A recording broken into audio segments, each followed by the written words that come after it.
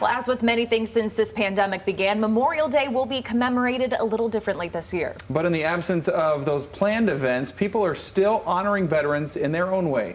Our Doug Reardon is live today to show us how. Doug?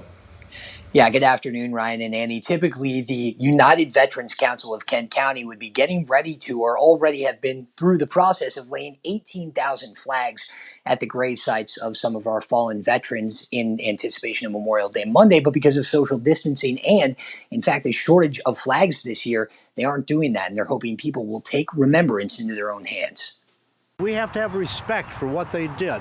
We have to have respect for the flag that they did it under. The flag is an important symbol of sacrifice. Its significance never more meaningful than on Memorial Day. As a Navy veteran himself, Eric Nelson is well aware of that. Memorial Day is the day to celebrate what they did for us.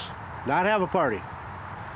Celebrate in their memory. For the past 5 years, as the commander of the United Veterans Council of Kent County, Eric has overseen the laying of 18,000 flags on the grave sites of local veterans. But the pandemic caused a problem. Believe it or not, because of COVID-19, our 18,000 flags did not arrive. The virus caused a disruption in the flag supply right when they're needed most. Eric says they have a few hundred laying around, but because of social distancing guidelines, the United Veterans Council and the city of Grand Rapids got together and decided that this year we were not going to put flags on graves because of the COVID-19 restrictions. So while the coordinated effort won't happen, Eric has been putting some flags that they do have at different cemeteries around Kent County in hopes that people will literally take remembrance into their own hands. At every cemetery, we have a bundle of flags, 50 to 100, so that anybody coming in and visiting their relatives are free to take a flag and place it on their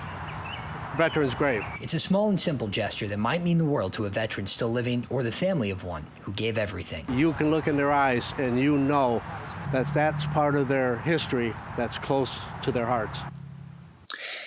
And just to mention, this guy's, we interviewed Eric today out at the GR Home for Vets, their cemetery there, and you saw the flags behind him. All 5,000 of those flags were laid in less than 48 hours by volunteers with flag supplies they already had. Also, Eric wanted us to mention 9:30 Monday morning, American Legion Post 1111, one of the newer posts here in West Michigan, is streaming a Memorial Day remembrance ceremony on their Facebook page with all due social distance guidelines in place. So if you want to catch that, if you want something to do on that day, that is a good way to do it. Guys, back to you in the studio.